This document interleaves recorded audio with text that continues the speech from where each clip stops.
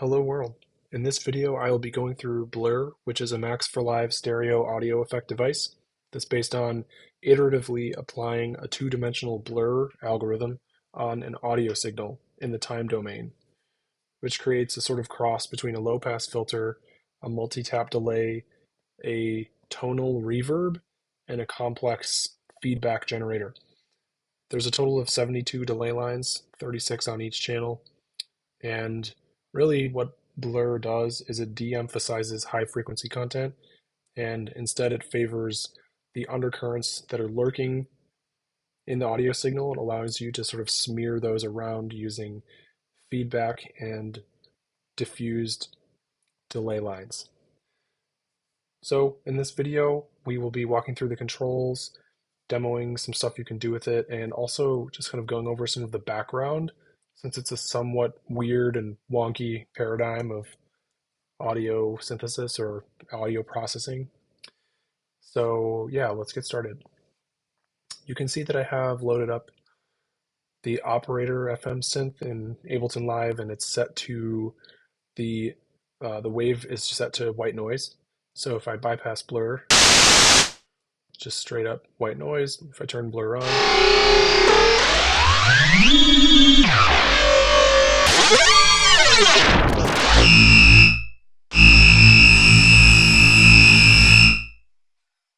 so you can get pretty fun transformations. You can probably just even hear from that quick little demo that it really does help to remove high frequency content and just focus more on like bassier sounds. So I think it works really well in sort of certain electronic music styles. Okay, so what else might you do aside from just throwing white noise at this? We could take this audio sample from the BBC, which is just two small splashes of water. This is on a new channel, so I'll just bring this over here and let's listen to it dry, wet.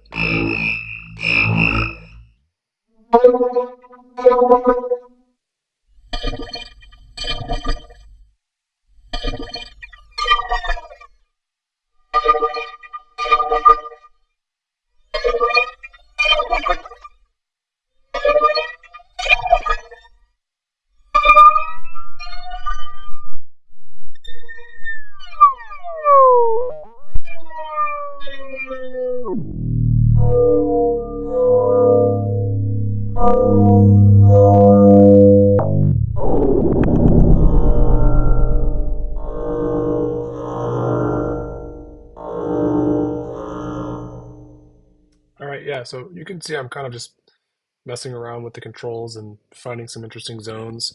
Um, that is kind of one of the goals, is that the controls are pretty minimal. You should be able to hopefully find some interesting zones without having to like get too scientific, but you can be pretty precise with what you're doing as well. Um, so yeah, it really is just like a tone transferring device that allows you to, again, so if we listen to this, if you compare that to the amount of kind of high-end stuff that's in the initial signal, it's much more like tending towards the tonal bass side of things. Um, and so, okay, that's kind of what you can do with it. Then maybe to take a step back, we can look at the manual. So this is the manual that comes with the device. Here's the overview section where I kind of go into the DSP algorithm, like what it's based on.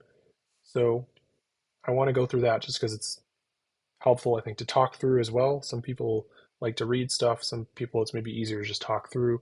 So here is a two-dimensional blur algorithm. So in this type of algorithm, each pixel is averaged with all of the cells that surround it, right? So over time, if you keep doing that, you end up effectively doing like what in audio is called a low pass filter, where you kind of are just retaining the low frequency information and removing a lot of the high frequency content.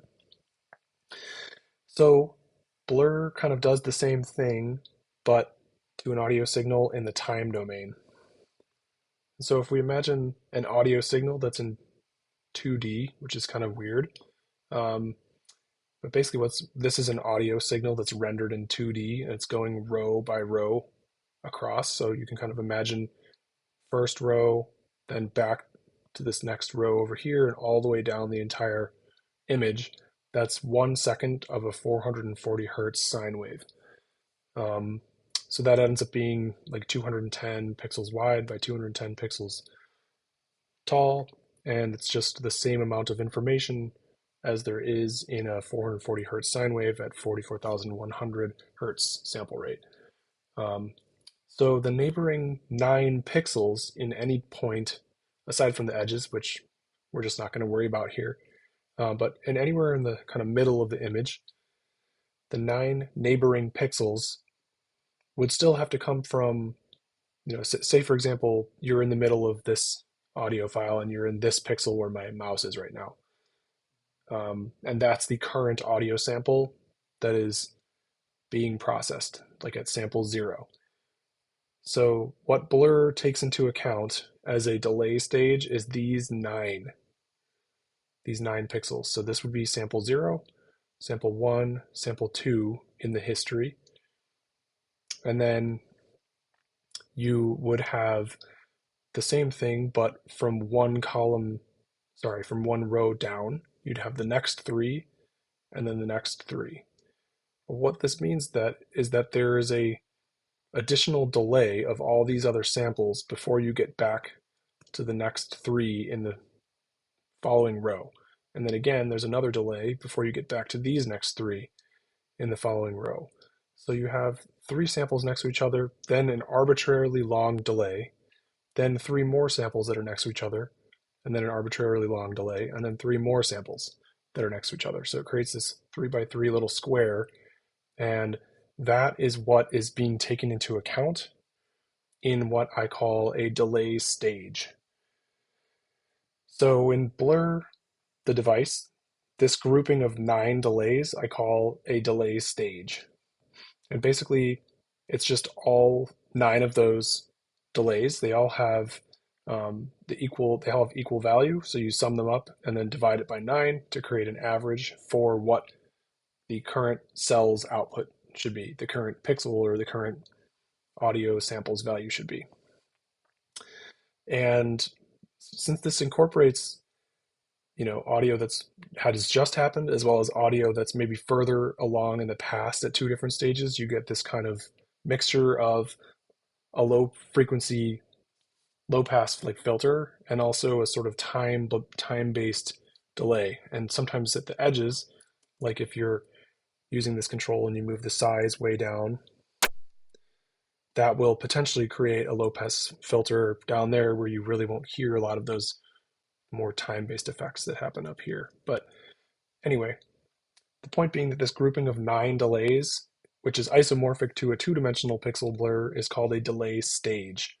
And in this device, there's 4 delay stages that are placed in series with each other. So there's a first one, which is then fed into a second one, and then that's fed into a third one, and that's fed into a fourth one. And so this is also happening. There's 4 delay stages on both stereo channels. And so each of those delay stages can feed back onto itself via this feedback control. You can see that it kind of controls the brightness of the lines in the visualizer. So kind of a bit of a pedantic point, but kind of something that's interesting because I personally sometimes have a hard time remembering the difference between recursion and iteration. But this device, it situates a recursive process, the feedback that can happen between each of these delay stages. It situates those recursive processes within an iterative process where each of the delay stages is being fed into the next one. So it kind of does both recursion and iteration, which is kind of fun. And helped me remember what the distinction between those two things is. um, and then just to mention, like the other controls at wet and wet gain are pretty clear what they do. We've kind of gone over size a bit and feedback a bit. The rest of the device is really just these controls over here. So you set the like the base delay time for the first delay stage with this size slider. And that can be anything from a very small delay to a pretty large one, 60 milliseconds. That's like not a tone anymore. It's like sub bass type stuff. Um, so that's the base delay size. And then each of the following delay stages has a coefficient that is relative to the previous stage. So diffuse 2 being set to 1 means that it also has a delay time of 11.88 right now. If I set it to 2, you'll see that that means all three of the following stages bumped up a little bit because, again, each stage, if it's further down, it also is receiving changes from higher up, earlier stages, basically. So the changes cascade through the system. So again, if I move this up to like 3, we should see them all rise up again. Now, if I change diffuse 3, this will only change 2 of the channels because it only affects itself and then the following channel below. So if I move this up to 4, you'll see that now only 2 channels have moved up. And let's just listen to this now that we've changed some stuff around.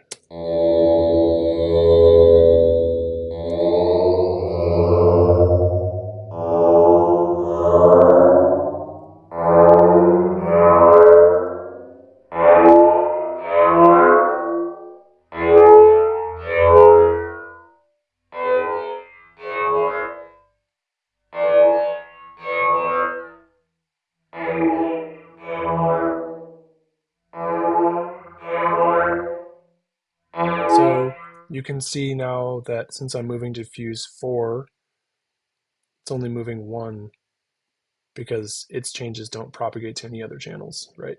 So this one is kind of the most free voice that doesn't have any additional ramifications. And then as you move back upwards through the system, those changes kind of have more cascading effects. So let's just mess around for a little bit. The inertia is basically just for each delay stage, starting with the first one. So inertia 1 is tied to size, inertia 2 is tied to diffuse 2, inertia 3, diffuse 3, inertia 4, diffuse 4.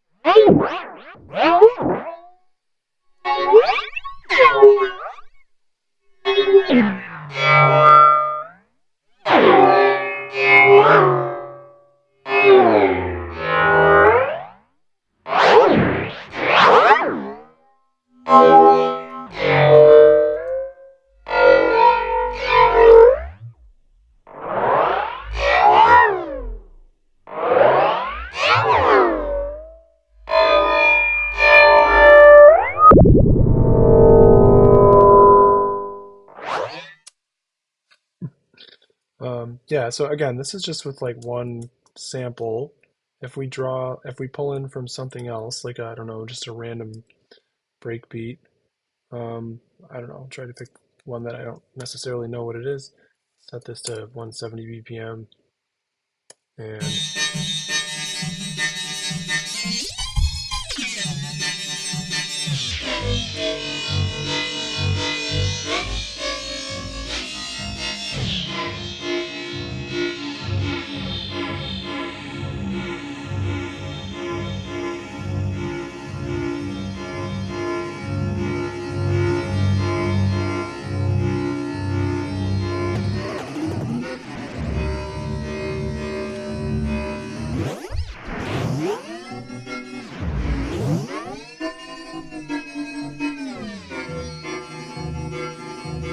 okay, so let's modulate diffuse 2 here.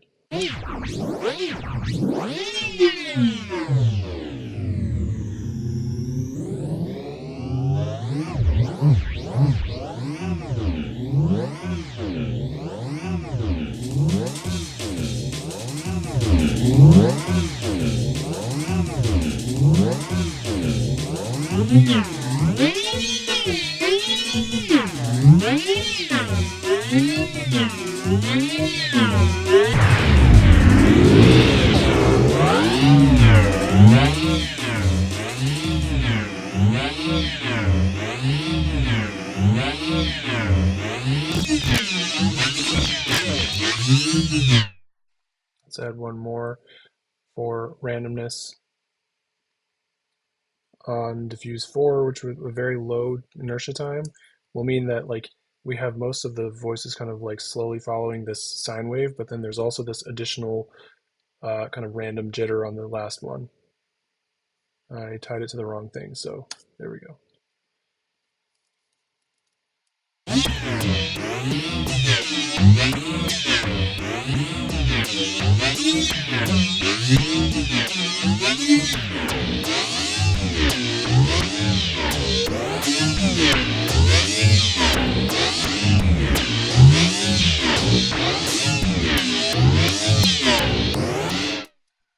Let's see like if we do the same thing random on like the diffuse 3 with a double tempo to that one.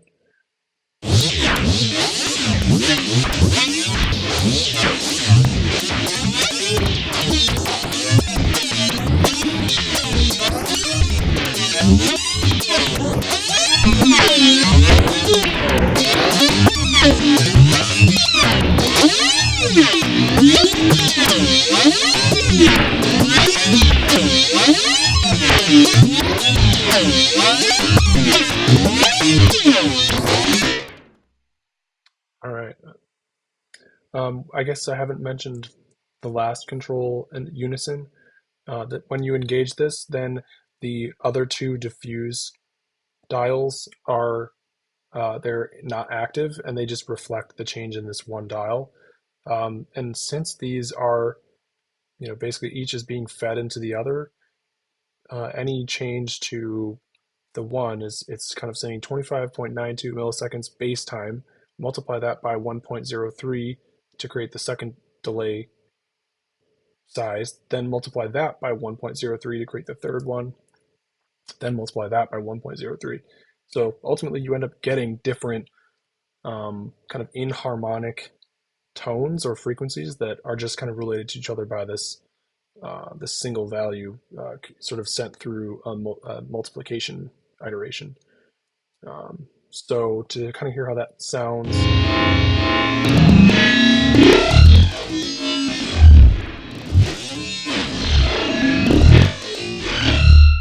I find in this mode it's extremely fun to oscillate over one, where the lines are like getting farther and further apart, and then they get smushed all together right at one, and then they kind of get closer and closer together as the coefficient goes below one. So to show what that looks like.